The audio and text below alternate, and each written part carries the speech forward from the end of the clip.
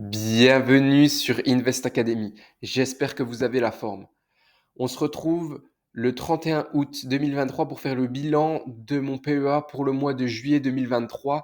C'est un peu tardif parce que j'ai eu des vacances, j'ai eu quelques soucis de santé et de la paperasse et j'ai cumulé 2 jobs pendant l'été, donc ça a été un peu compliqué de suivre le rythme, mais là je vous prépare déjà le bilan du mois d'août et on va tout de suite voir ce qui s'est passé au niveau de mon PEA. Et donc, avant de cela, on se retrouve pour un petit disclaimer, euh, une petite précaution d'usage. Les informations contenues dans cette vidéo sont à vocation pédagogique et fournies à titre d'information uniquement. Je ne suis pas conseiller en investissement. Le but de ces bilans est d'être le plus transparent possible et montrer mon processus d'investissement, mes erreurs, mais également mes réussites, et en aucun cas montrer uniquement ma performance car ce n'est pas ce qui compte vraiment. Voilà tout. Ce qui compte, voilà, c'est vraiment le processus et c'est ce que je veux vous montrer tout de suite. Donc, dans un premier temps, qu'est-ce qu'on peut voir? On peut voir que ma performance du mois de juillet sur mon PEA Stock Picking a été de 1,37%. Le CAC Mid and Small, mon indice de référence, a fait 1,1%, donc je le surperforme. Le CAC 40 fait 1,6%, donc il me surperforme. Et enfin, le Stocks Europe ex-UK Small Cap me surperforme également. Il a une performance assez incroyable de 3,8%. Je ne sais pas trop pourquoi, mais il a une très belle performance sur ce mois de juillet. Et au niveau des fonds France et Europe, au niveau du fonds France de William Higgins, on a eu une performance de 0,9%. Donc je surperforme un peu le fonds Indépendance Expansion sur ce mois. Et le fonds Europe a fait moins 0,1%, donc je le surperforme également. Et il faut tout de même rappeler que le fonds France de William Higgins. Vous voyez ici le petit schéma à droite. Donc sur 2023, en noir, enfin en bleu foncé, pardon, c'est le fonds France de William Higgins. Je me trompe encore. En bleu, c'est le CAC Mid and Small et en beige, c'est le CAC 40. Donc vous voyez que 2023, le CAC 40 fait une perf explosive. Il surperforme les deux fonds, le fonds et le CAC Mid and Small. On regarde un peu plus sur un horizon de temps un peu plus long, sur 3 ans. William Higgins fait à peu près pareil que le CAC 40. Sur 5 ans, le CAC 40 surperforme William Higgins, donc le fonds France. Et le CAC Mid and Small est à la traîne. Et il faut attendre vraiment 10 ans pour voir réellement une surperformance du fonds France de William Higgins. Donc il est à 300% contre à peu près 100, 100, 120, 130% pour le CAC 40 et un peu plus pour le CAC Mid and Small. Et enfin, sur 15 ans, c'est vraiment exceptionnel la surperformance. Tout ça pour vous dire que je sous-performe un petit peu actuellement, mais sur très long terme, il faut être patient. J'ai un processus d'investissement assez strict et là, je me focus de plus en plus sur la qualité plutôt que la quantité de mes lignes. Et c'est pour ça que vous verrez sur ce mois de juillet que j'ai pas vendu de position, mais que pendant le mois d'août, j'ai vendu des positions pour encore diminuer mon nombre de lignes parce que j'ai quand même un petit portefeuille et je dois être plus patient et faire plus de recherches sur la qualité des business, sur la lecture des rapports annuels, sur la connaissance des business, tout ça. Et donc, voilà sur quoi je vais me concentrer dorénavant. Donc là, qu'est-ce qu'on voit? Je vous ai mis sur ce mois de juillet la performance des principaux indices. Donc, on voit que le MSCI Emerging Market fait un peu plus de 4%. On a le Nasdaq 100 qui est toujours en forme, qui fait plus de 40% depuis le début de l'année, qui fait 4% encore, un peu moins de 4% sur ce mois de juillet. On a encore quoi? Après, on a le S&P 500, donc qui possède beaucoup de Nasdaq dans ses premières pondérations, vous le savez, qui fait pile 3%, je pense. Et ensuite, on a dans l'ordre le Stocks Europe 600, le MSCI World, donc je vous ai mis l'ETF Amundi CW8 pour l'avoir en euros. Et enfin, le CAC 40 qui fait moins de 2%, donc qui est en queue de peloton au niveau des gros indices, même si ce n'est pas mes références. Donc, je vous en parlais juste avant, évolution dividende inclus des indices actions par taille de capitalisation sur 5 ans. Donc ça, c'est tiré de Raphaël Giraud sur Zone Bourse qui fait des rapports très réguliers sur les positions des fonds, small cap français. Et donc, c'est vraiment pas mal ce qu'il fait. Et enfin, voilà ce que je vous ai tiré de cet petit article qu'il publie tous les mois, c'est que voilà, on a le CAC 40 large 60, donc le CAC 60 large, pardon, CAC large 60, je ne sais plus comment on le dit. Je sais pas si on met le 60 avant le large ou le large après le 60, le 60 après le large. Je ne sais pas trop, mais voilà, tout ça pour vous dire que sur 5 ans, on voit qu'on a un peu plus de 50% pour ce France CAC large 60, dividendes réinvestis. Au niveau du CAC Mid and Small, on est à peine à 15%. 10-15%. Et au niveau du CAC Small, on est à peine plus de, on doit être à environ 5%. Donc, on voit que malgré le fait qu'elles soient surperformantes sur le long terme, les small cap françaises sous-performent très largement les big cap et également, on va voir le private equity tout de suite. Et également, voilà, on a une décote actuelle selon l'indice qui est dans le private equity qui regroupe les valorisations des sociétés privées, donc qui ne sont pas cotées en bourse. On voit actuellement un écart de valorisation qui est historique et il est de l'ordre de 35 à 40% en faveur du private equity. Donc, est-ce que le private equity attire toutes les liquidités? C'est la question qui est vraiment actuelle. Je pense que c'est le cas. Est-ce que le private equity est surévalué? Oui. Est-ce que les small caps françaises sont sous-évaluées? Oui.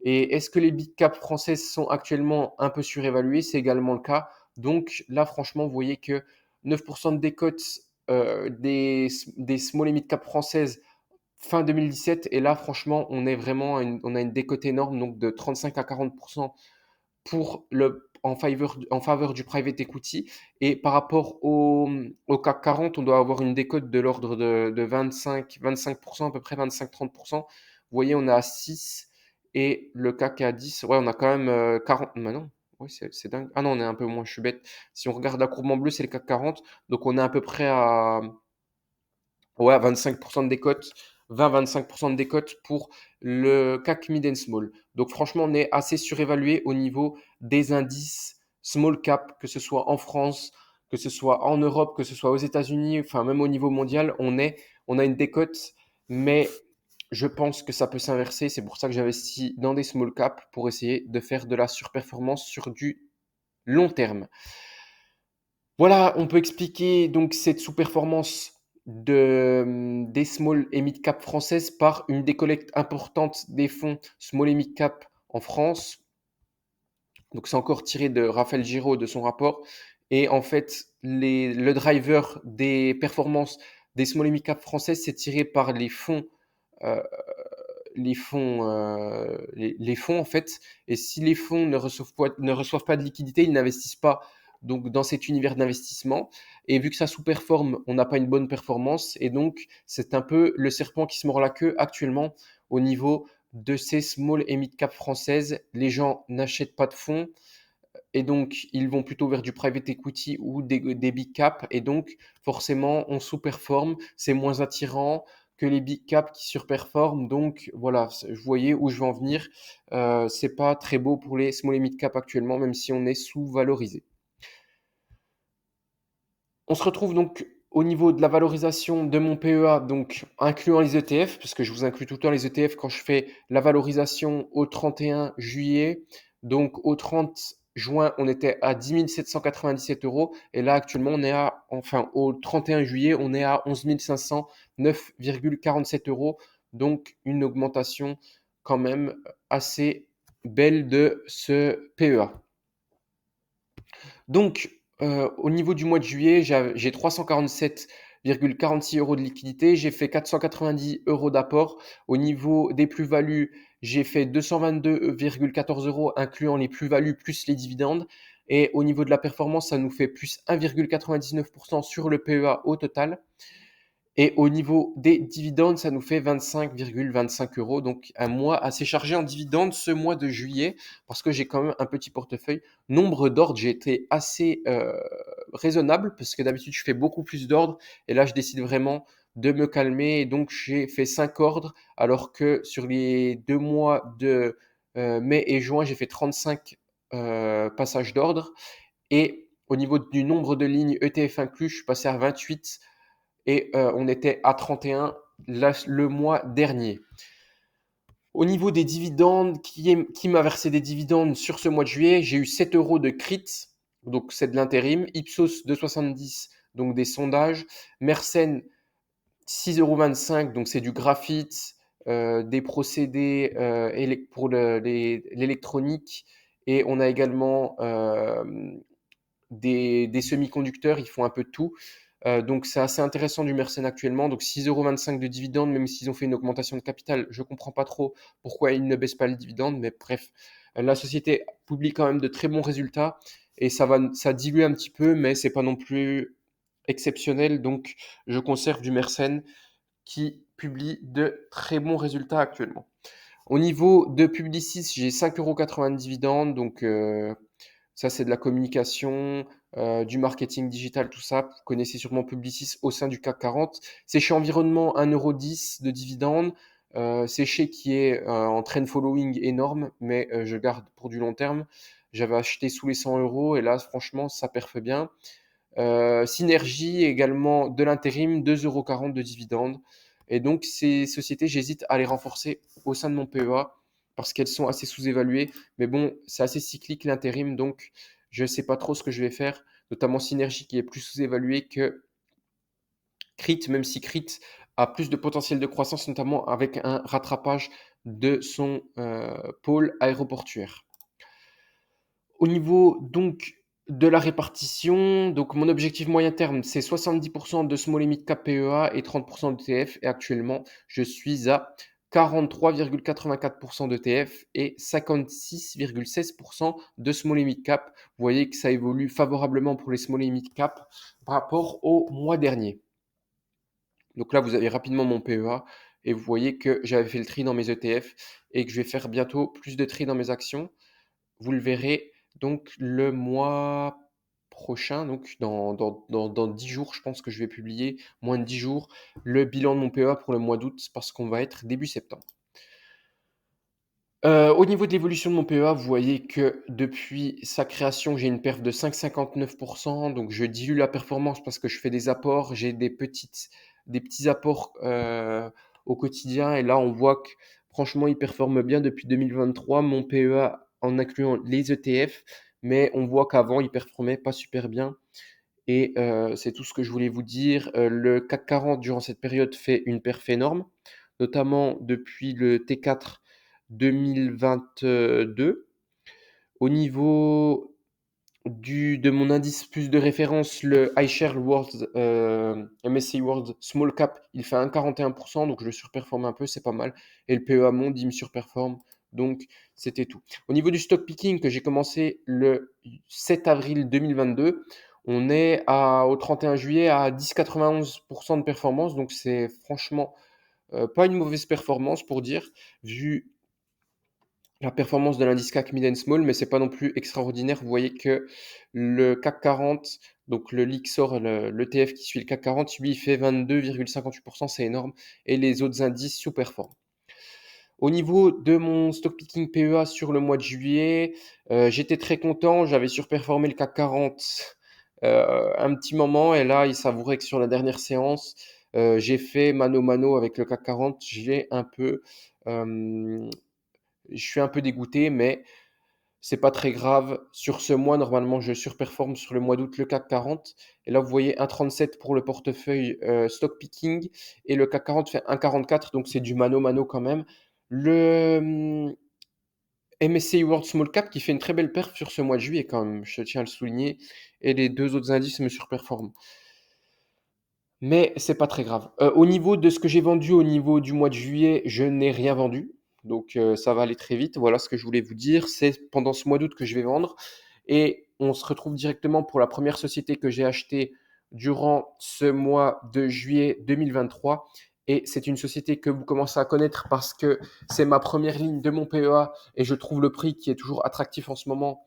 Et j'ai un PERU qui est assez bas, donc je renforce tranquillement parce que je trouve l'action attractive et c'est Steph. Steph, c'est très simple. C'est le leader européen de la logistique sous température dirigée, donc de moins 25 à plus 15 degrés, donc du surgelé aux amandes, chocolat, tout ça, qui est plutôt à plus 15 degrés. Et donc, vous les voyez souvent sur l'autoroute et dans vos villes. C'est les leaders français donc, du transport frigorifique. Parce qu'ils ont 60% de parts de marché en France, c'est un très bon business bien géré et donc je vous ai mis ici, je continue d'accumuler à bon prix, à 4 fois la capacité d'autofinancement actuellement, c'est vraiment pas cher. La société est bien gérée euh, et fait beaucoup de cash, même si elle est capexivi, c'est-à-dire que elle investit 80% de son résultat opérationnel dans son activité, dans ses entrepôts logistiques, dans ses camions, etc., etc. Et donc, c'est des sociétés à fort avantage concurrentiel, mais qui doit réinvestir beaucoup de ses euh, résultats pour continuer de croître et continuer de faire croître les parts de marché. Donc, je vous ai mis ici, c'était le 25 août, on est à 109,60. On a une capitalisation boursière de 1,361 milliard. On est sur le secteur industriel et on est sur la logistique, comme je viens de vous le dire. C'est une société française. Donc là, je suis allé voir, on a un petit document qui s'appelle SOSTEF sur le site. Et donc, on a une interview de Stanislas Lemort et du directeur financier, je ne sais plus comment il s'appelle. Et donc, il dit quand même, nous sommes plus solides que jamais et résolument européens. Donc, la croissance en Europe se porte très bien. On continue d'être très bien installé en France et de gagner quelques parts de marché. La stratégie se déroule très bien.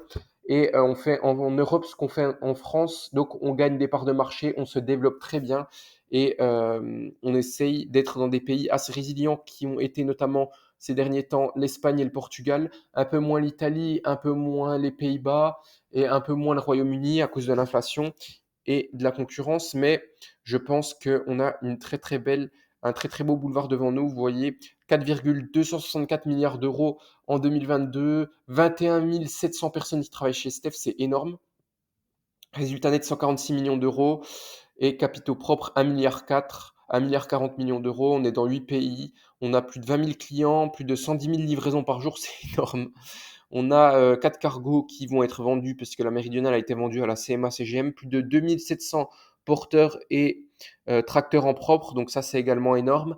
Et on a vraiment des entrepôts en propre. Donc 570 000 mètres carrés de surface de quai et 11 millions de mètres cubes de volume d'entreposage. Donc c'est vraiment des chiffres énormes.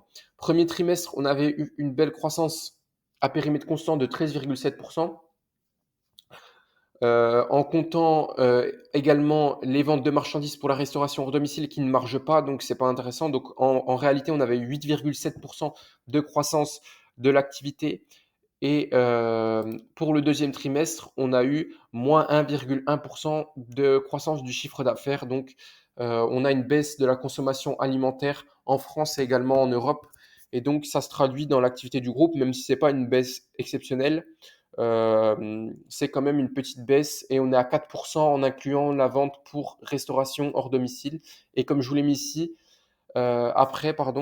c'est une activité qui ne marche pas. Donc, c'est beau ça fait gonfler le chiffre d'affaires, mais ça ne rapporte pas d'argent au final. Donc, c'est pas non plus super intéressant. Vous voyez que moins 2,3% en France de croissance du chiffre d'affaires. Donc, on est en légère décroissance. En international, on a une légère croissance, mais on a des activités qui interviennent notamment en Suisse, des effets périmètres. Et c'est tout ce que je voulais vous dire à ce niveau-là. On voit que l'international résiste un peu mieux que la France. Donc, moins 2,3%, c'est pas non plus incroyable non plus. On va avoir un léger effet ciseau. Les marges vont sûrement diminuer, sauf on va voir ce que ça donne la vente de la méridionale qui va faire augmenter mécaniquement le résultat opérationnel d'environ 15%. Donc c'est vraiment pas mal. Là, je vous ai mis le communiqué financier, évolution du chiffre d'affaires du deuxième trimestre 2023 en millions d'euros. Donc, le net recul de la consommation alimentaire se confirme dans la plupart des pays européens, notamment en France, qui enregistre une baisse de son chiffre d'affaires. Les activités internationales tirent la croissance et représentent désormais 38% du chiffre d'affaires du groupe. Donc ça, c'est vraiment pas mal. Hors vente de marchandises pour la restauration hors domicile, je vais y arriver. Et je vous ai mis là, comme je vous l'ai dit, les ventes de marchandises pour la restauration hors domicile représentent le chiffre d'affaires réalisé pour les clients de ce secteur et trouvent leur contrepartie en achat de marchandises. Donc en fait, c'est du CA qui est converti en achat de marchandises. Enfin, c'est pas de marge pour le groupe finalement, il n'y a pas beaucoup de valeur ajoutée, mais c'est cool d'avoir des clients qui peuvent peut-être se transformer à plus long terme en réels clients du groupe dans des autres segments d'activité qui font plus de marge. Donc le chiffre d'affaires croît de 3,8% au S1 avec un gros ralentissement au T2, hors restauration, hors domicile qui ne marche pas, je vous l'ai mis. Le CA croît de 8,85% au S1 2023 avec un gros ralentissement, donc je vous l'ai mis pareil, mais sauf que là c'est avec la restauration hors domicile. Donc vous voyez que la restauration hors domicile se porte très bien, c'est dommage qu'il n'y ait pas de marge dessus, mais ça tient très bien, on est quand même au S1 à 3,8% de croissance du chiffre d'affaires. On va voir si le deuxième semestre se comporte également en décroissance par rapport au premier semestre. J'aimerais bien qu'il y ait une petite croissance, même si je pense qu'il y a toujours une inflation très forte dans les produits alimentaires et les gens consomment un peu moins. Mais ça ne va pas non plus être du moins 10% de chiffre d'affaires, donc ça ne m'inquiète pas vraiment sur la solidité du groupe. Le groupe Steph annonce la finalisation de l'opération de cession de la Méridionale qui perdait, je le rappelle, 30 millions d'euros en 2022. Donc, euh, donc c'est vraiment une épine qu'on enlève du pied du groupe là. Et on a vendu à la CMA CGM et ça va être tout bon. Ils vont communiquer ça au semestriel. Je crois que c'est le 7 septembre. Et donc ça date du 31 mai. Et donc franchement, moi, en tant qu'actionnaire, ça me fait très plaisir.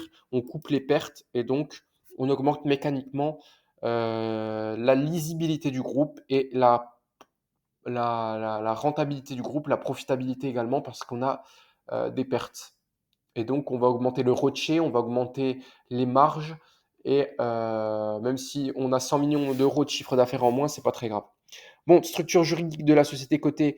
Là, c'est Philippe Lucchesi que j'apprécie particulièrement de Finance Academy. Je l'ai tiré de sa présentation 2022 de la société Steph. Je vous invite à aller retrouver sa chaîne et son contenu, son site internet où il fait de très bonnes choses et également son compte Twitter.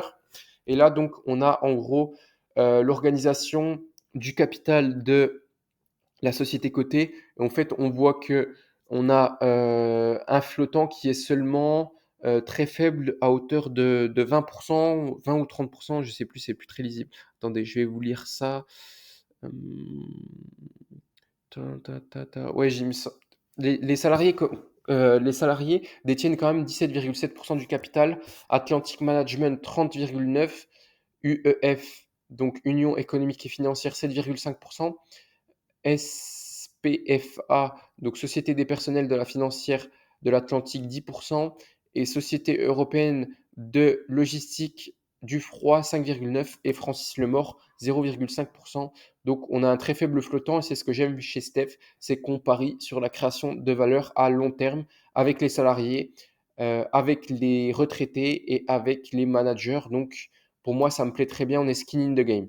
Donc vous voyez ici le très bon track record de qualité au niveau de la croissance du chiffre d'affaires chez Steph. Seulement une diminution en 2008 et un peu en 2020 due au confinement, mais ça reste très raisonnable. Au niveau de l'EBITDA, c'est pareil, ça diminue un peu plus, notamment à cause de l'effet ciseau lors des baisses de chiffre d'affaires, mais c'est vraiment une ligne droite que j'apprécie. Pourquoi j'achète du Steph? Parce qu'on est leader en France au niveau de la logistique sous température dirigée, parce qu'on a 60% des parts de marché et on est en train de dérouler la stratégie en Europe. On devient un acteur excellent, on est bien géré. Je pense qu'actuellement, on est un peu en crise sur le secteur, on a plein de sociétés qui perdent de l'argent et donc on est en train de manger des parts de marché aux concurrents et moi j'adore ça. On a une excellente croissance du chiffre d'affaires, 5,5% par an depuis 10 ans. On a un moat, donc c'est-à-dire un avantage concurrentiel pour la société, qui est le maillage territorial en nénuphar, qui est mature en France et en développement en Europe. Donc ça, c'est un peu également tiré de Philippe Lucchesi, de ces trucs, de ces documents qu'il produit. On a un secteur défensif et peu cyclique, consommation de base, donc les gens mangeront toujours. Donc même si ça baisse un petit peu, comme je vous l'ai dit, de quelques pourcents, euh, les gens continueront à manger, donc on est quand même défensif sur ce secteur-là. On a un bilan très solide, plus la vente de la méridionale qui est un driver, et on a une détention et une gestion familiale, donc voilà, je vous l'ai mis là, 72,5% du capital est, n'est pas flottant. Le free float est seulement du coup de 27,5%. Et donc, on a une vision long terme, pérennité de l'entreprise, importance du capital humain. Donc, c'est pour ça que j'achète du Steph et que j'apprécie particulièrement la société. Donc j'ai renforcé ma ligne, j'ai acheté une action à un PRU de 108,86. Au total, j'ai 5 actions avec un PRU de 99,55. Donc je suis autour des 100 euros de PRU. Moi, ça me va très bien. Et si la société rebaisse, j'en rachèterai. Mais j'ai loupé aux alentours des 70 euros la baisse là. J'ai commencé à en racheter autour des 85 euros, 90. Et, et après, je continue d'accumuler parce que je pense qu'on a un bon prix et que dans 5-10 ans, la société sera toujours là, elle fera toujours de la croissance et a toujours une très très bonne stratégie. Donc là, on peut voir le dividende distribué au titre de l'exercice 2022, 4 euros, donc plus 33% qui suit le résultat net, notamment pour régaler non seulement les managements, mais les salariés et les anciens salariés qui détiennent, comme je le rappelle, 17,7% du capital, donc un dividende qui fait plaisir à tout le monde, même aux salariés. Donc moi, ça respecte tout le monde et j'adore ça.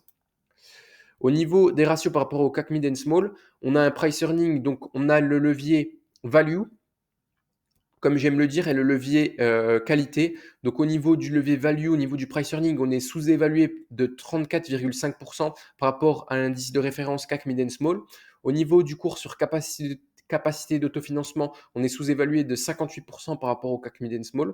Au niveau du ROCE, on a de la qualité. Ce qu'on cherche, c'est d'être plus élevé que le CAC Mid and Small à ce niveau-là. Donc value, je vous le rappelle, on cherche une décote par rapport au marché. Et au niveau qualité, on cherche donc d'avoir une surperformance par rapport au marché. Et donc ici, on l'a tout à fait parce qu'on a un ROCE qui est plus élevé de 94% par rapport au marché et on a une croissance du chiffre d'affaires en 2022 qui a été plus élevée de 129% par rapport à l'indice CAC Mid and Small. Donc moi, je suis très satisfait par cette société Steph. Ensuite, on se retrouve pour le deuxième achat du mois. Ça a été du Veralia que je continue d'acheter et je suis très satisfait également de cette entreprise très qualitative, même si j'ai loupé le point bas. Les résultats sont non normatifs, mais sur du long terme, j'ai des prix d'entrée qui restent somme toute intéressants. Donc Veralia, qu'est-ce que c'est en fait? C'est le leader européen et troisième producteur mondial d'emballage en verre pour les boissons et les produits alimentaires. Donc c'est une activité quand même assez résiliente, assez défensive. Les gens, comme je l'ai dit avec Steph, continueront de consommer du vin, des boissons alcoolisées, des produits alimentaires, des spiritueux, donc des produits. La société essaye de se premiumiser, donc des sociétés, des produits donc qui souffrent moins de la crise parce que c'est les gens plus riches qui les achètent, pardon. Et donc, on a 34 usines de production verrière, 5 usines de décor, 12 centres de traitement du calcin, verre usagé dans 12 pays, et ils produisent 17 milliards de bouteilles et pots en verre chaque année. Donc, c'est vraiment énorme, je trouve, ce chiffre. 17 milliards, c'est vraiment incroyable. Et ils ont 10 000 clients et environ 10 000 collaborateurs également. Et franchement, c'est une très belle société. On a 5 milliards de capi. Donc, on est sur la consommation cyclique, mais je comprends pas trop pourquoi. Parce qu'on est on n'est pas trop cyclique, hein, l'emballage en verre. Moi, je mettrais plutôt ça dans la consommation défensive c'est sur un peu de la consommation alimentaire quand même. Et on est sur packaging et conteneurs, donc société cotée en France. Elle vient de la scission de Saint-Gobain. Et franchement, c'est une très belle société qui finalement en fait a des avantages compétitifs au niveau de sa couverture de prix de l'énergie et au niveau de son programme ESG où elle est beaucoup en avance par rapport à ses concurrents. Et donc moi, ça me plaît bien ce que je vois parce que les concurrents ont un niveau moindre de calcin et prévoient moins de critères ESG pour leur croissance future, pour leur futur. Et moi, franchement, Veralia, ils sont vraiment très en avance là-dessus et c'est ce qui me plaît à plus long terme, à moyen long terme. Donc là, je vous ai mis les ventes intérieures d'emballage en verre. Donc en Europe, en millions de tonnes, en millions de tonnes, je pense. Et on voit que depuis 2012 à 2022, on a eu une croissance en volume de 2,2% des emballages en verre en France, en Europe, pardon. Et on a un creux maximum en 2020 lors du confinement, seulement de 1,5%. Donc ça montre vraiment la résilience du business. Donc seulement 2 années de baisse de la demande depuis 2012. D'un pic à un creux de seulement 1,5% en 2022 20 avec le Covid et on a une croissance annuelle moyenne de la demande supérieure à 2 au cours des 10 dernières années. Donc franchement, on a un secteur qui va continuer de croître assez fortement, enfin assez fortement de 2,2 par an. 2 par an, c'est pas mal et ils sont positionnés, comme je le rappelle ici, en en Amérique latine et le secteur croît beaucoup plus vite en Amérique latine. Donc, au niveau des emballages en verre, on va croître, selon Owen Illinois, de 3,8% par an entre 2023 et 2025. Donc, franchement, c'est pas mal. Ils sont bien placés en Amérique latine. On continue à se renforcer au Brésil. Et en Europe, on surperforme l'Amérique du Nord. Et donc, 2,2% de croissance projetée. Moi, j'aime ça. Et ça veut dire que Veralia doit avoir une augmentation de capacité d'ici 2024 pour compenser cette croissance du marché. Et c'est ce qu'ils font, ils investissent. On a 3 fours de prévus d'ici 2026 en Europe, 2 en Italie et 1 en Espagne. Et on a également euh, Campobaume 2 au Brésil, donc qui prévoit un démarrage au S1 2024 et également à Peschi en Italie, je crois, au S1 2024. Donc on est assez bien paré à ce niveau-là. Ce que j'aime, c'est qu'on a une performance financière éprouvée. Donc là, je vous ai mis la croissance. Donc on a 3 leviers de croissance du chiffre d'affaires. C'est le marché du verre qui croît, forcément. Leader sur les marchés finaux à plus forte croissance, donc sur les marchés plus premium. Et le pricing power qui peut faire croître en fait le chiffre d'affaires comme on le voit actuellement. Et donc basé sur la valeur pour le client. Donc, sur ces 4 dernières années, on a eu un taux de croissance annuel du chiffre d'affaires de 8,5%, la profitabilité accruelle de 12,3% par an et le cash flow a augmenté de 11,9%. Donc, tout croît plus vite que le chiffre d'affaires. Donc, c'est vraiment incroyable à ce niveau-là. Au niveau de la profitabilité, on a 3 leviers. On a le levier opérationnel, on a le spread positif et le plan d'action pour la performance, donc gain de productivité de 2% par an, qui est toujours respecté chez Veralia pour l'instant, et ça, j'adore ça.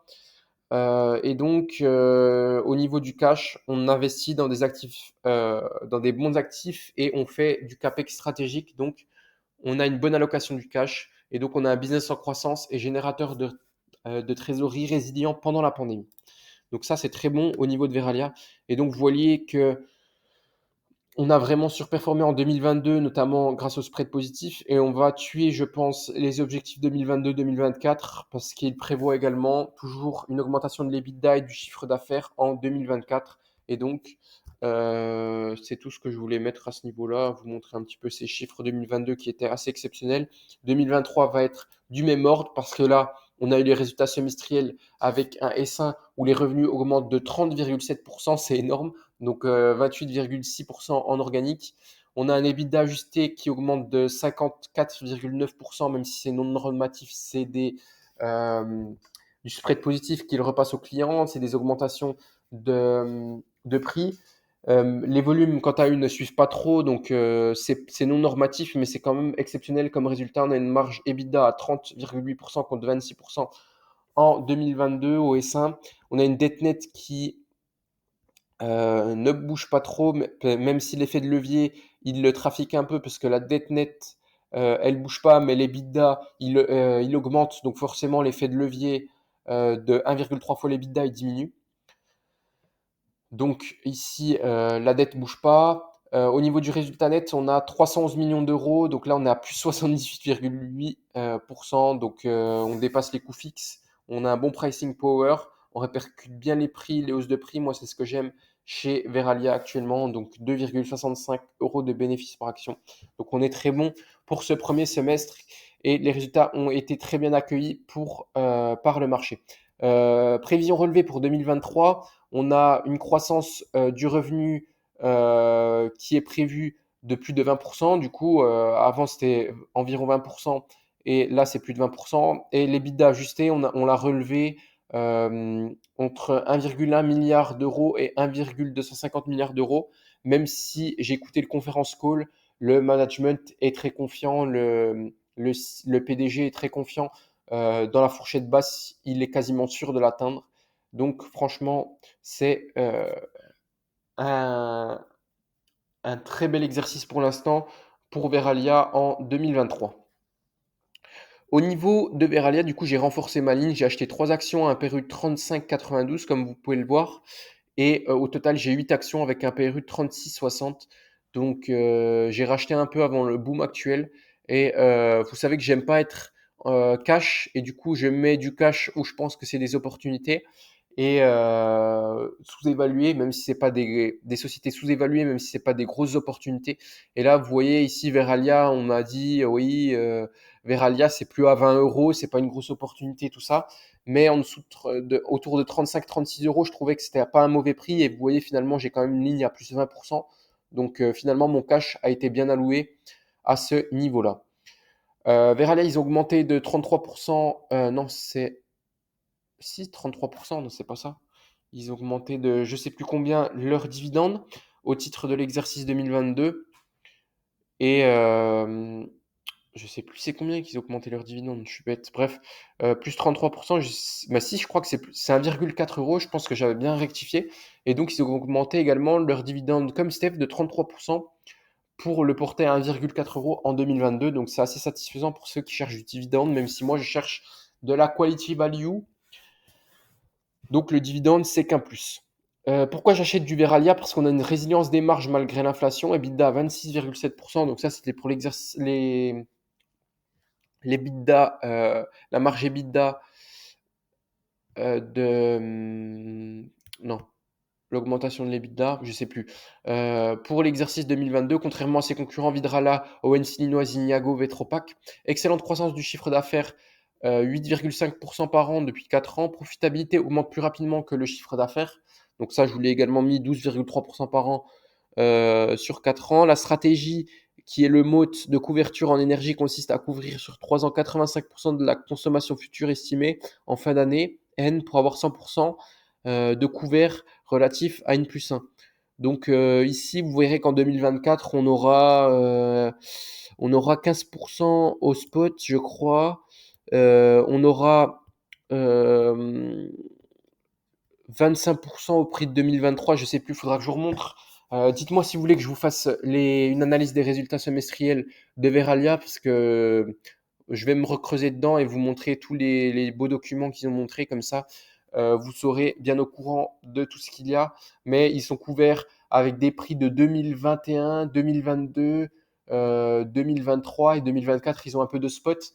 Mais donc, ils se trouvent très confiants au niveau des prix pour l'année en cours et l'exercice prochain, parce que c'est leur avantage compétitif, c'est leur couverture en énergie par rapport aux concurrents.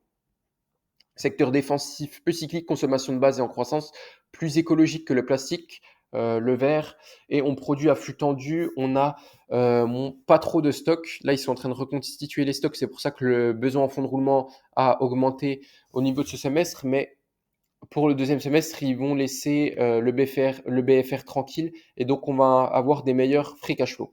Premiumisation avec l'opération de croissance externe, Light Glass. Donc ça, moi, ça me plaît également. Au niveau des ratios, donc au niveau du levier value, PER et cours sur capacité d'autofinancement, on a moins 27%, moins 27,6% par rapport au CAC Mid Small sous évaluation. Au niveau du cours sur capacité d'autofinancement, donc ici, il ne la publie pas chez Veralia, c'est du cash from operation que je prends. Donc on est à moins 37% par rapport au marché.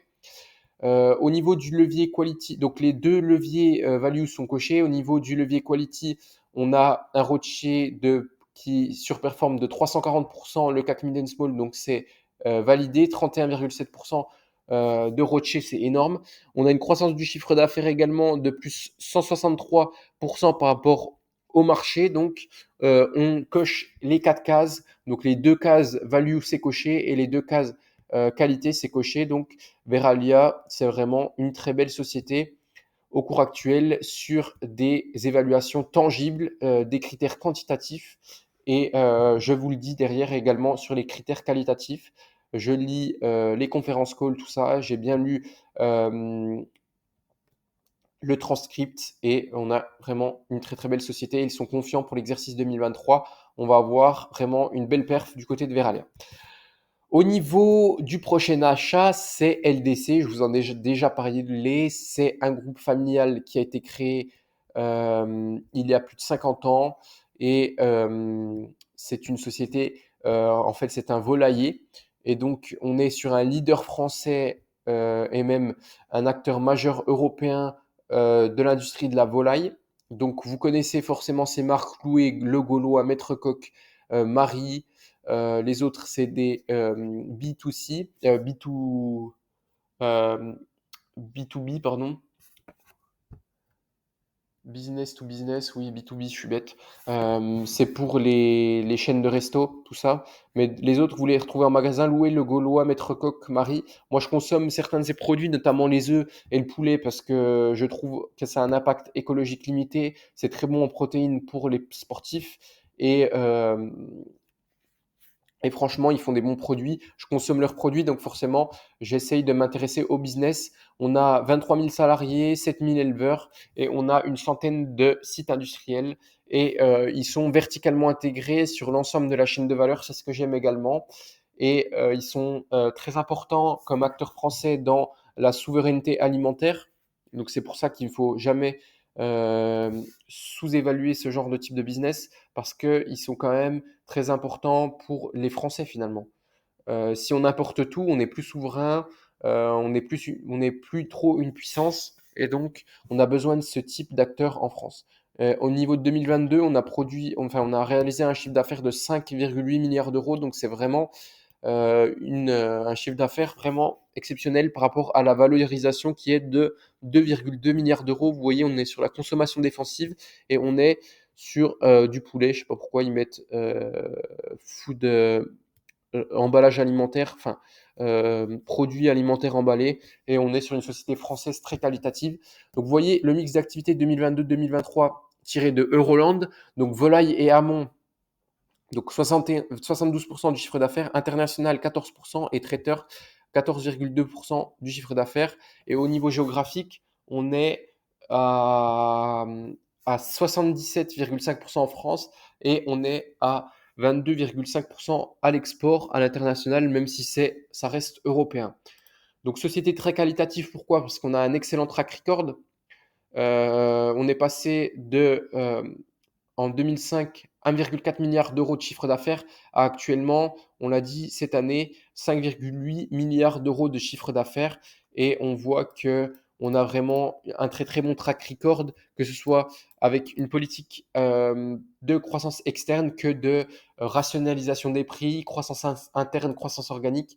En effet, puisqu'on a eu quand même plus de 50 croissances externes depuis environ 50 ans. Et donc, ils arrivent à très bien acquérir des business et à redresser les marges et à les intégrer au groupe. Et donc, ça fait franchement un taux de croissance du chiffre d'affaires de près de 8% sur les 20 dernières années. Donc c'est vraiment incroyable comme track record. Moi j'aime bien ça, même si c'est pas des croissances à la Nvidia. On a un track record, on a de la solidité. Les gens ne vont pas arrêter de consommer de la volaille, et donc c'est vraiment intéressant à ce niveau-là. Donc LDC est un price maker qui investit et qui innove. 40% du marché, il détient donc 40% du marché de la volaille en France, et donc ils ont un certain pricing power. Au niveau du chiffre d'affaires et de la marge opérationnelle, vous voyez que au niveau de la marge opérationnelle, on a réussi à redresser, notamment avec les effets prix, euh, la marge opérationnelle qui était en légère décroissance depuis 2016, notamment à cause de la pression des importations de volailles. Et ici, au niveau du free cash flow cumulatif, vous voyez que on a cumulé entre 2013 et 2022 854 millions de free cash flow. C'est vraiment énorme. C'est vraiment une société qui génère beaucoup, beaucoup de cash. Et donc ici, on a pu tester en 2022 la position dominante de LDC, donc avec son price maker, donc la possibilité d'augmenter les prix. Et donc, on a réussi à faire passer l'ensemble des hausses tarifaires et à maintenir les marges. Donc, dans un environnement très, très difficile en 2022, avec l'explosion de l'énergie, des transports, des matières premières, et en plus de ça, une pandémie au niveau des poulets, l'influenza aviaire, et donc qui a impacté fortement l'activité. Là, je vous ai mis ici, toujours tiré de Euroland, c'est l'indice Itavi, donc, qui est l'évolution des prix pour l'alimentation des poulets, qui est utilisé notamment dans les négociations commerciales avec les industriels de l'agroalimentaire et les groupes de grande distribution. Et donc, vous voyez que ça décroît depuis, on a eu un pic donc depuis mars-mai 2022, ça décroît. Et donc, on a quand même eu une progression record de cet indice de presque 80%. Donc, jusqu'en septembre 2022, c'était vraiment ouf. L'augmentation des prix, vous le voyez sur ce graphique, et ça redescend. Et en fait, la loi Egalim, elle oblige les sociétés comme LDC à se fixer sur cet indice au niveau des prix de vente des poulets pour, en fait, vu qu'ils nourrissent leurs poulets et que c'est en fait l'évolution des prix de l'alimentation des poulets, en fait, la loi Egalim, en fait, elle cadre une partie, enfin, elle impose en fait de fixer les prix des matières premières sur la vente des poulets, et quand elle augmente, du coup, les prix des poulets augmentent, et quand elle diminue, les prix des poulets diminuent, et c'est imposé euh, par donc cette loi aux industriels agroalimentaires comme LDC. Et donc ici, on a une clause de révision automatique imposée et non négociée, donc pour le prix des poulets en fonction donc du prix de l'alimentation. Je trouve ce principe assez bien. Au niveau des forces, comme je vous l'ai dit, je vais vous laisser tout lire, mais au niveau des forces, dites-moi si vous voulez une vidéo exclusivement sur LDC, je vous la ferai. Sur Steph, sur LDC, sur Veralia et sur la société que vous verrez après. 40% des parts de marché, des marques fortes, vous les connaissez, un actif de production moderne et bien investi, une capacité d'innovation, 130 personnes en R&D, un modèle simple et éprouvé et efficace, un acteur incontournable pour les éleveurs français. On a une stabilité d'un actionnariat familial et long terme, mais on n'a quand même pas beaucoup de marge au niveau des menaces. Vous voyez, grippe aviaire, conditions météorologiques, décalage entre une partie des hausses des coûts et des hausses de tarifs. On n'a pas de contrôle des prix des intrants. Alimentation animale, c'est vrai, mais on peut répercuter quand même la hausse, comme on l'a vu avant, donc c'est assez bien. Et on a une pression des grandes et moyennes surfaces sur les prix et la bataille des marges. Donc je vous laisserai lire tout ça. Sur le premier trimestre, on a eu un très très bon exercice. On a eu un chiffre d'affaires qui a augmenté de 12,9%, notamment porté par des revalorisations tarifaires et un retour progressif des volumes. Donc comme vous le voyez ici, je vous l'ai surligné, on a une hausse du chiffre d'affaires de 12,9%. Donc, cette progression des ventes s'explique principalement par un effet de base lié aux revalorisations tarifaires obtenues en 2022 et début 2023. Les volumes commercialisés au premier trimestre de l'exercice sont en baisse de 4,6%. À périmètre identique, la baisse de tonnage commercialisé est moins importante que celle enregistrée sur l'ensemble de l'exercice qui était de moins 6,2%, l'ensemble de l'exercice précédent 2022-2023, en raison de 2 épisodes d'influenza aviaire en fin de début d'exercice. La sortie d'influenza, donc au niveau des perspectives pour cet exercice, la sortie de l'influenza aviaire devrait conditionner le retour progressif des volumes dans la volaille et ainsi favoriser une politique de soutien de la consommation au travers notamment de la relance des opérations promotionnelles. Au niveau de la détente des prix des matières premières, elle devrait se traduire par une baisse des prix de vente de la volaille dans le cadre de la réglementation Egalim. Au niveau des projets pour les prochains mois, ils vont se concentrer sur l'intégration de la société Ovoteam, qui fait quand même 110 millions d'euros de chiffre d'affaires en 2022. Et au niveau de la guidance, ils sont confiants et ils confirment les objectifs de dépasser 6 milliards d'euros de chiffre d'affaires et maintenir un taux de marge opérationnelle autour de 5%. Donc, premier trimestre qui est tout à fait excellent. Même si on a des volumes qui ne sont pas au rendez-vous, ils reviennent progressivement, mais on a toujours la revalorisation tarifaire qui fait son travail, tout comme en fait chez Veralia finalement. Donc pourquoi j'achète du LDC? On a une croissance stable et régulière, taux de croissance annuel moyen entre 2020 annualisé moyen entre 2004 et 2022 plus 8%. On a un leader incontesté, 40% des parts de marché, un modèle éprouvé rentable, 5% de marge opérationnelle normative, capacité d'intégration et d'acquisition plus de 40 plus de 40 acquisitions, donc croissance externe en 50 ans. On a 380 millions d'euros de cash net et on a une valorisation très attractive, donc 15% de free cash flow, je vais y arriver, de free cash flow yield en 2022. Donc on est vraiment sur une société très rentable et sous-évaluée au cours actuel. Morning Dividend, donc dividend yield actuellement 2,08%. Donc c'est assez intéressant. On va verser 2,7 euros de dividendes et actuellement, du coup, ça nous fait un yield, comme vous le voyez, autour de 2%. Et on a une croissance stable et régulière du dividende supérieure à 13% par an en moyenne annualisée entre 2013 et 2022. Donc là, on est vraiment pas mal au niveau de la distribution du dividende. On a un bilan forteresse et il compte faire une fusion-acquisition majeure. Donc j'attends ça. C'est un peu annoncé par le groupe. Je ne sais pas ce qu'ils attendent. Je me demande ce que ça va être et je vais me renseigner un peu plus sur le dossier. Mais voilà ce que je pouvais vous dire sur LDC. J'ai renforcé ma ligne, j'ai acheté une action à un PRU de 127,51 et au total, j'ai deux actions à un PRU de 122,22. Au niveau du levier quality et value, donc au niveau du levier value, au niveau du price earning, on est sous-évalué par rapport, de 30% par rapport au marché, donc c'est coché au niveau de cette case. Au niveau du cours sur cash flow, deuxième case cochée parce qu'on a un cours sur capacité d'autofinancement sous-évalué, la société est sous-évaluée par rapport au marché de 50% ici. Au niveau du ROCE, donc des cases quality. Ici, on a un très bon ROCE de 17,8 en 2022, donc on surperforme le marché de 147%. Et au niveau de la croissance du chiffre d'affaires, on surperforme également le marché de 59,4%. Donc c'est vraiment très très bon. On coche toutes les cases quality et value. Et je me demande si je ne vais pas continuer à acheter ce dossier tranquillement, même si ce n'est pas une grosse opportunité d'investissement. On est vraiment sous-évalué actuellement. Et c'est une belle société avec un très bon track record, société familiale que j'apprécie. Société suivante qui a également un très beau track record.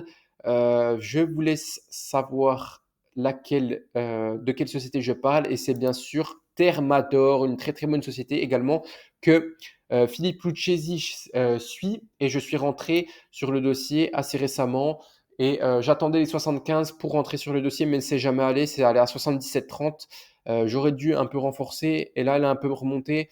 J'attendrai vraiment 75 euros pour à nouveau en racheter. Donc, Société Thermador, groupe SA, côté en France, c'est une société industrielle et on est sur de la négoce de matériaux. Donc, on a une capitalisation boursière de 770 millions d'euros. Donc, on est sur une société française qui est créée en 1968. Elle est basée en Isère et comme je vous l'ai dit, elle est spécialisée dans la distribution d'accessoires pour les fluides industriels et domestiques ainsi que de gros outillages de bricolage. Donc, vous avez comme clients des Leroy Merlin, des Rexel, des Bricorama, non, Bricorama, je suis bête, il n'y a pas de bricolage, des Leroy Merlin, des Rexel, on a quoi comme des Samsé, je pense, on a quoi comme autre, on a sûrement du Promépar aussi, pas Promépar, Sonépar, pardon, je confonds les deux sociétés. Une est une société de gestion, l'autre est une société concurrente de Rexel. Donc vous voyez ici la répartition du chiffre d'affaires, 49% circulation des fuites dans le bâtiment, gros outillage pour les particuliers et professionnels de l'industrie, 9% du chiffre d'affaires, 23% circuit de fuite dans l'industrie et 19% pompe domestique, arrosage, piscine, relevage. Et donc les clients sont majoritairement des grossistes spécialisés, comme je vous l'ai dit, des grandes surfaces de bricolage, des web marchands et des places de marché. Donc là, stratégie de développement de la société, tiré du document de 2022 Finance Academy, donc Philippe Lucchesi, octobre 2022. Donc stratégie de développement, on a 17 filiales commerciales, chacune axée sur un segment de marché. Elles sont toutes très autonomes, avec une force commerciale présente sur le terrain pour détecter les besoins des clients. Chaque filiale a démarré avec un produit phare qui est leader en part de marché sur son positionnement, permettant ainsi un développement sur d'autres produits. Le sourcing, on est basé vraiment sur une relation de confiance de long terme avec les clients. 22% des fournisseurs travaillent, pas des clients, les fournisseurs, je me trompe, avec Thermador depuis plus de 40 ans, c'est énorme.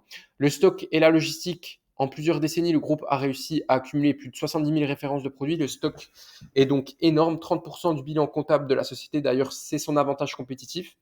Donc, on ne regarde pas les free cash flow chez Thermador, on regarde le stock qui est en fait du cash, mais qui montre l'avantage concurrentiel de la société. Cela permet de proposer une offre très large et immédiatement disponible de produits, assurant un avantage compétitif, comme je vous l'ai dit. La logistique en propre permet d'optimiser la gestion de ce stock.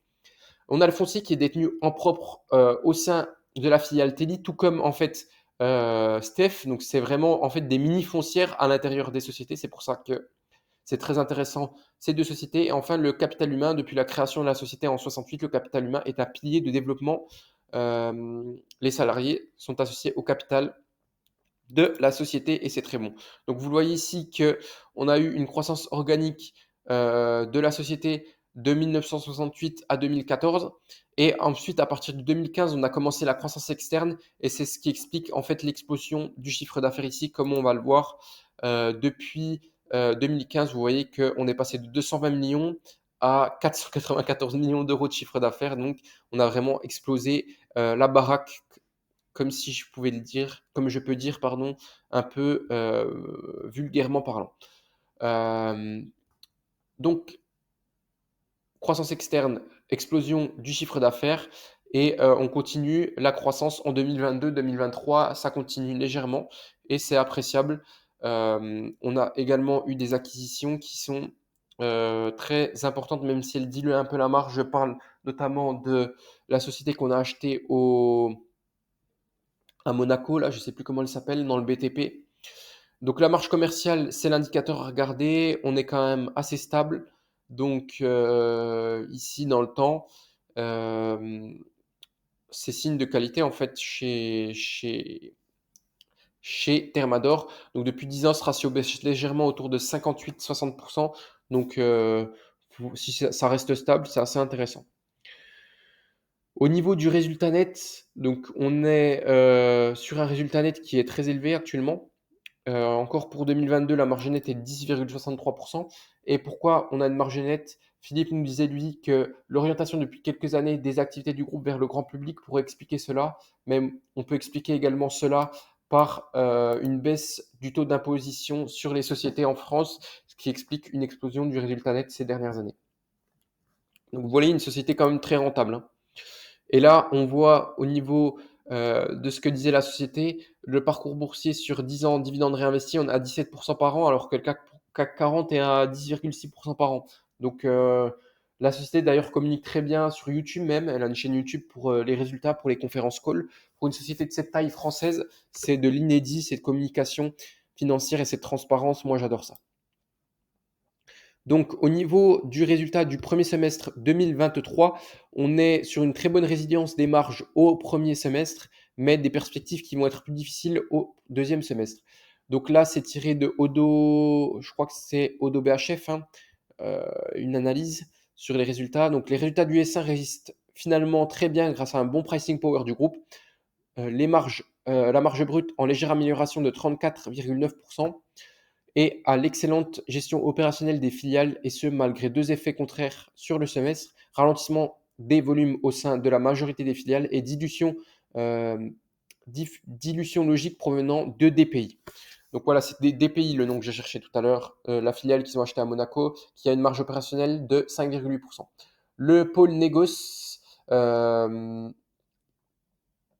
donc qui présente Negos Pro, qui présente 80% du CA, a atteint 267 millions d'euros au S1 et affiche une très bonne résilience grâce aux trois entités phares du groupe, Thermador, marge opérationnelle de 23,5%, Jetly 26,9% et Sferaco 19,2%, alors que l'intégration de DPI fait logiquement baisser le niveau sur l'ensemble.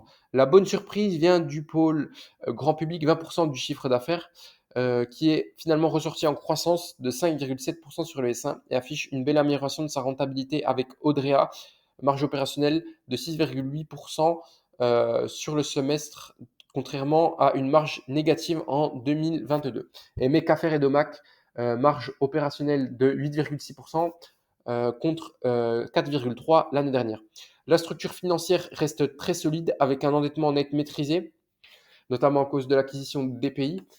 VS 30 millions d'euros à fin 2022, sachant qu'à fin juin, le point bas, c'est le point bas de la trésorerie. Les stocks ont amorcé une légère baisse en pourcentage du CA avec un BFR, un besoin en fonds de roulement opérationnel de 42,6% par rapport au chiffre d'affaires.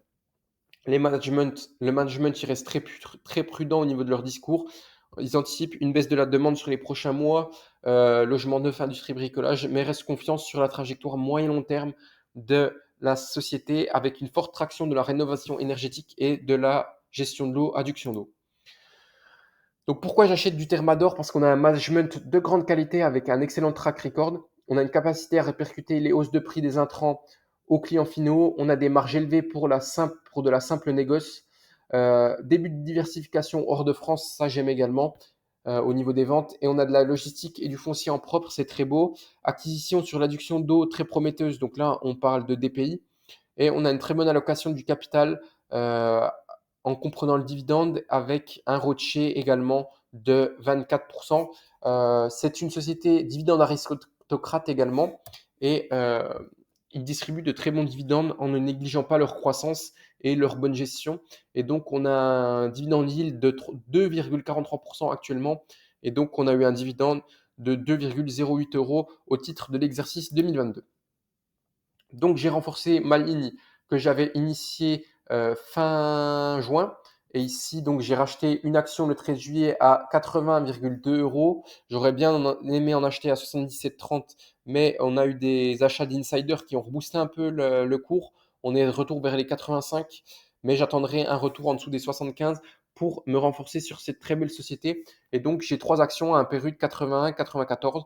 Je ne suis pas super sous-évalué ni super surévalué par rapport à ça. Fin 2022, j'aurais aimé en acheter également à 65, mais je n'étais pas assez connaisseur du stock picking français et des quality business à ce niveau-là, à cette époque-là.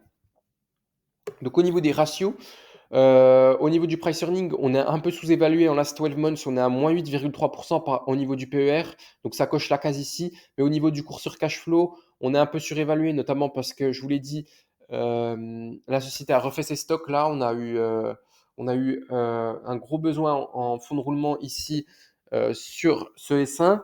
Mais je pense que ça va déstocker comme au deuxième semestre et qu'on aura une amélioration de ce cours sur capacité d'autofinancement. Donc, une case sur deux en value. Au niveau du ROCE, par contre, on est une société qui est très qualitative, plus 233% par rapport à l'indice ROCE de 24. Et on a une croissance du chiffre d'affaires vraiment pas mal de 13,8% en 2022. Donc, on surperforme l'indice de référence. Donc, les deux leviers quality sont cochés. On a un levier value seulement qui est coché. Il faut regarder les flux de trésorerie, même si ce n'est pas ça qu'il faut regarder, c'est le stock chez Thermador, comme je vous l'ai dit. Ensuite, dernière société que j'ai achetée en juillet, c'est la société Obey, qui est une société des services du numérique qui est fondée par Christian Aubert en 98 et qui est à l'heure actuelle présente sur le territoire européen. On voit que le DG actuel, qui est Philippe Rabas, il est présent au directoire il est directeur général depuis 2004, donc ce qui montre une certaine solidité et durabilité de l'entreprise. Donc vous voyez que ça fait bientôt 20 ans qu'il est au directoire, hein, qu'il est DG, donc c'est vraiment pas mal. Et voilà, pour Obey, on est une société du secteur technologique et on est sur de l'IT Services, donc ESN en français. Et elle est cotée en France, 553 millions d'euros de capi. Et c'est tout ce que je voulais vous dire pour l'instant sur Obey. On va passer à la slide suivante. On a une stratégie de développement patrimonial et durable. Donc, on est passé en fait, de 326,4 millions d'euros en 2016 de chiffre d'affaires à 513,5 millions d'euros en 2022. Donc, on a bientôt doublé le chiffre d'affaires en moins de 10 ans. Donc, c'est vraiment pas mal. L'effectif est en croissance, le résultat opérationnel est en croissance également et le résultat net est également en croissance. Donc, c'est très beau à voir. Là, je voulais vous montrer le track record depuis 98 de la société. Et vous voyez que on a un excellent track record. Les dot-com ont pesé un peu pour la société, on s'est rattrapé. Petite baisse également en 2010 du chiffre d'affaires, mais depuis 2010, on a un boulevard de croissance et de résilience de l'activité. La société est vraiment très bien gérée. Donc au niveau d'Obey, on est présent au Royaume-Uni, en Belgique, au Portugal, en France, au Luxembourg, en Espagne et en Italie. On est dans 7 pays. La France, ça représente 51,3% du chiffre d'affaires. On a 48,7% de l'international, donc c'est de l'Europe autour. Et voilà ce que je voulais vous dire. On a une belle activité qui n'est pas seulement faite en France. Donc en 2022, on a eu les chiffres qui sont sortis il y a un petit moment maintenant. 9,1% de croissance organique du chiffre d'affaires. Résultat opérationnel d'activité 53 millions d'euros. Donc on a une très belle marge à ce niveau-là. Donc on est autour de 10%, hein. Le résultat net par deux groupes, 35,6 millions d'euros, également très bon. Et au niveau des secteurs d'affaires, j'adore ce type de société parce que je n'investis ni dans les banques, ni dans la finance, ni dans l'assurance. Et donc c'est plus de 50%, presque 60% du chiffre d'affaires de la société. Et donc je m'expose indirectement à des business qui ne sont pas très alléchants au niveau de la croissance et du retour à l'actionnaire. Donc voilà pour la répartition sectorielle de Aubet. Au niveau de la tendance de marché 2023, on a des belles perspectives qui se poursuivent pour les budgets IT en France. 55% des directeurs de services informatiques des sociétés prévoient une hausse de leur budget pour 2023. Et on a 5 principaux leviers de croissance, donc la transformation digitale, le cloud, la C&SI, je ne sais pas ce que c'est, il faudra que je creuse, le big data, l'IoT, la sécurité. Donc là, on a les 15 premiers clients de Obey et ils représentent 56% du chiffre d'affaires. Et vous voyez que ce n'est pas des business très alléchants, des banques, AXA, on a l'Union européenne, on a BPCE, Accenture, on a Renault Nissan. Et voilà, on a quand même des banques. Et moi, j'investis pas dans les banques parce qu'on n'a pas un bon retour à l'actionnaire. Au niveau du capital financier, 45,3% du capital est détenu par les managers. C'est un actionnariat stable, donc moi j'adore ça. Au niveau du S1 2023, on a un secteur du numérique en France qui fait plus 6,3%, mais les ESN font plus 4,2% en moyenne. Et on a une attente de croissance du chiffre d'affaires de plus 5,9% selon Numéum à prévoir en 2023. Au niveau des résultats, donc on a eu les résultats semestriels qui sont tombés il n'y a pas si longtemps et on va avoir les marges, enfin on a eu le chiffre d'affaires semestriel et on va bientôt avoir les marges en septembre. Et on a une croissance interne de plus 6,3% du chiffre d'affaires. Et donc, pour le deuxième trimestre, OB publie un chiffre d'affaires en hausse de 2,3% à périmètre constant. Cette évolution est globalement en ligne avec les attentes, compte tenu d'un calendrier T2 défavorable, moins 2 jours ouvrés VS T2 2022. Et ça impacte ponctuellement la croissance du groupe. Et à jour ouvré constant, comme on le dit ici, T2 et T1, le chiffre d'affaires est resté équivalent en moyenne sur les 2 premiers trimestres, confirmant la bonne résilience de l'activité. Au niveau des bonnes nouvelles également, on a un taux de productivité qui ressort à 92,1%, donc c'est encore très bon pour le premier trimestre 2023. Pourquoi j'ai le premier trimestre? Au 30 juin 2020, les effectifs s'élèvent désormais à 7841 collaborateurs. Donc on a une croissance des collaborateurs de 5,3%, donc ça suit la croissance de l'activité. C'est assez bon signe, contrairement à du Capgemini, on a une baisse de l'effectif sur ce dernier trimestre, ce T2. Les hausses des prix continuent de compenser, la hausse des prix de vente continue de compenser les effets de l'inflation salariale, c'est encore très bon. Et dans ces conditions, la marge opérationnelle semestrielle devrait se situer autour de 9%. Donc voilà, l'activité du second semestre devrait être dans la continuité du premier semestre avec une demande attendue à un niveau équivalent, même si elle se normalise sur certains segments de marché. Le groupe poursuit dans ce contexte son développement dans les domaines moins porteurs de la data et de l'intelligence artificielle avec l'objectif de faire croître rapidement ses parts de marché. Les objectifs de l'exercice en cours sont confirmés, donc une croissance organique du chiffre d'affaires de 5 à 7% et une marge opérationnelle comprise entre 9,5 et 10,5%. Pourquoi j'achète du Obey? Parce qu'on a une récurrence du business aux alentours de 50% pour l'activité d'Obey, donc c'est vraiment une très très belle récurrence, contrairement à du S2I, on est de la R&D externalisée, on est sur de la R&D externalisée, donc c'est moins récurrent, c'est autour de 25%. On a une société qui combine une croissance organique soutenue, plus 7% sur les 8 dernières années et croissance externe. On a une marge opérationnelle supérieure à 10% parmi les meilleures françaises. On a un début d'exercice très satisfaisant comparé aux concurrents et la croissance de l'effectif le confirme, plus 5,3% d'effectifs. La croissance organique entre 5 et 7% pour 2023 est confirmée. On a un ROCE aux alentours de 20% et on a un marché en croissance structurelle car on a de la digitalisation. Donc j'ai racheté du OB, j'ai renforcé ma ligne autour de... donc j'ai racheté deux actions à 43,22. Donc au total, j'ai 7 actions à un PRU de 46,37. Donc je continue de renforcer à la baisse cette action que j'avais achetée assez cher. Et là, elle commence à être un prix acceptable. En août, j'en ai racheté un peu aux alentours de 42, vous le verrez, 41, 42. Et j'attends 40, en dessous des 40 pour en remettre une couche si jamais ça baisse. Au niveau du dividende, vous voyez qu'on est toujours en hausse depuis l'origine et on voit que le dividende a explosé ces dernières années, notamment grâce à la très bonne tenue des résultats. Et en fait, on ne trouve plus de cibles abordables au niveau de la croissance externe, donc on ne surpaye pas et on verse actuellement un dividende. Donc, pour allouer ce cash de 2,86%.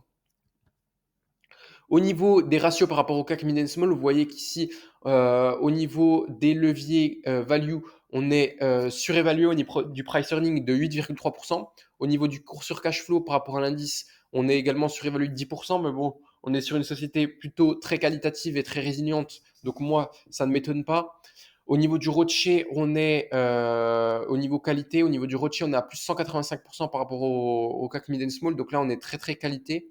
Et au niveau de la croissance du chiffre d'affaires, on sous-performe un peu le marché, mais on est à quand même 9,1% de croissance sur cet exercice 2022 contre moins 5,2%. Enfin, on sous-performe de moins 5,2% au niveau de la croissance du chiffre d'affaires le marché. Donc, voilà tout pour les sociétés que j'ai achetées. On se retrouve tout de suite pour en fait ma watchlist. Et je vous demande également, vous qui êtes des investisseurs quality value, quelles sociétés vous avez en watchlist actuellement ou quelles sociétés vous achetez actuellement qui sont des opportunités parce que j'en trouve pas beaucoup actuellement. Je surveille une respiration sur du Trigano.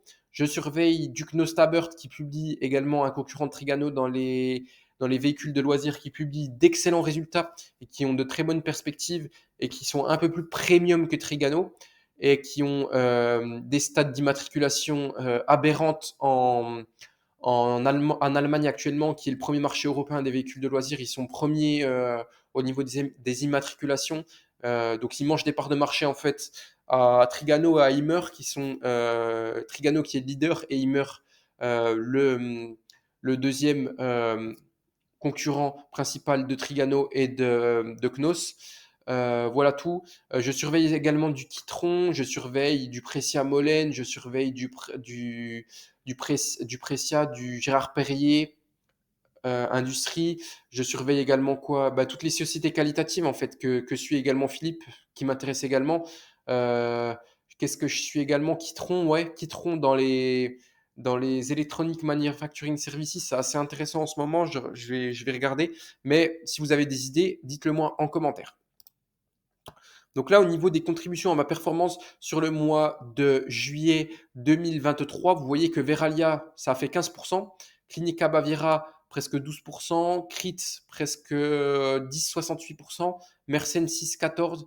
Donc j'ai eu une belle performance à ce niveau-là. Et on a une sous-performance de Silly qui a eu un profit warning. Donc c'est une ESN finlandaise. Euh, je pense virer cette société. J'ai un tout petit montant en fait dessus. Et ça m'ennuie d'appeler pour virer la société, donc je la garde pour l'instant. Ipsos qui sous-performe, OB également, Pujula, Samsé, Funten.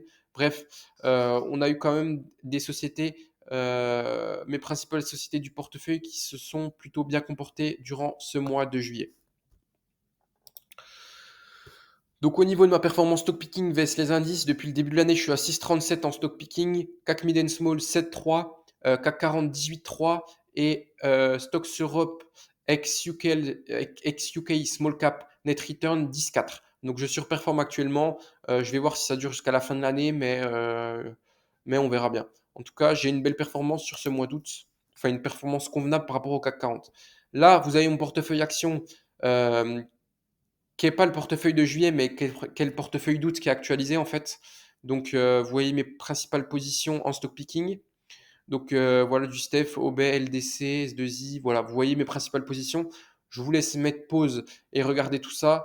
C'est également les sociétés que j'ai sorties. Donc, on fera le point dans les 10 prochains jours pour voir ceci. Au niveau des secteurs pays, je mets plus les pays parce que c'est pas intéressant.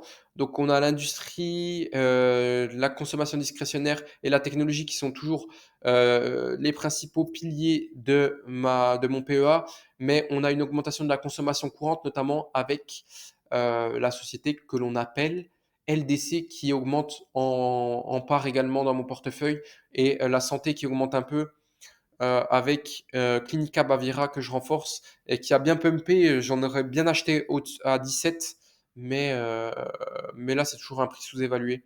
Elle a pris un bon 20% là, je sais pas pourquoi, elle a bien pumpé, mais je vais attendre pour me renforcer sur cette société. Donc, croissance des dividendes, Morning.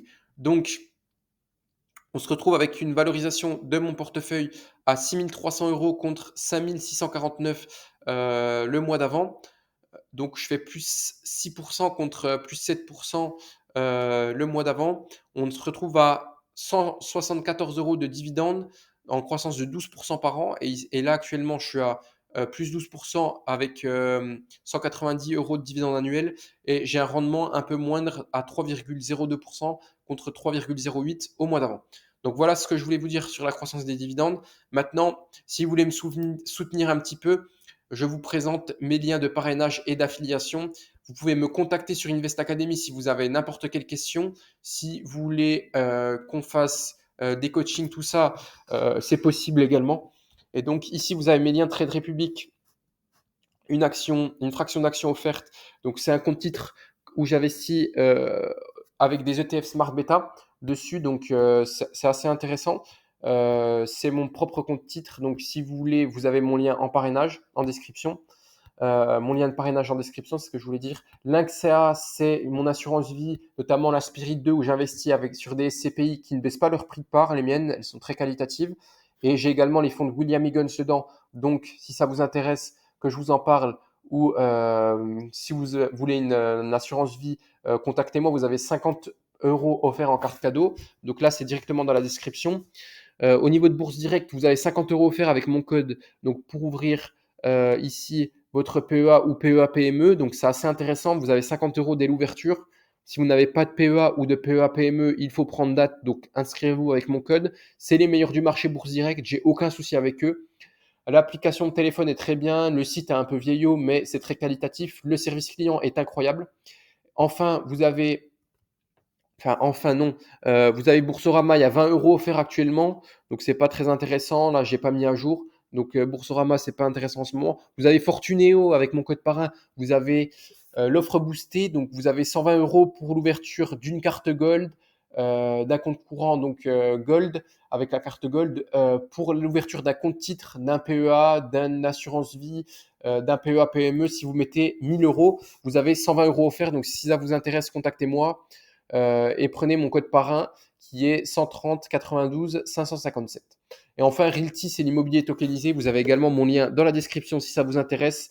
Et si vous voulez que je vous en parle, dites-le moi dans les commentaires. J'ai investacademy2@gmail.com si vous avez n'importe quel si vous avez n'importe quel message à m'envoyer, je vous répondrai. Et c'était tout pour moi, pour aujourd'hui. Si vous voulez me soutenir, faites-le. Franchement, j'essaie de vous présenter de vous faire des vidéos de qualité. Et donc, voilà ce que je voulais vous dire là-dessus. Et je vous remercie d'être resté jusqu'au bout. Je vous invite à vous abonner si vous êtes encore là, à activer la cloche de notification. Et je vous invite également à liker la vidéo. Et on se dit à très bientôt sur la prochaine vidéo. C'était Invest Academy. Ciao, ciao.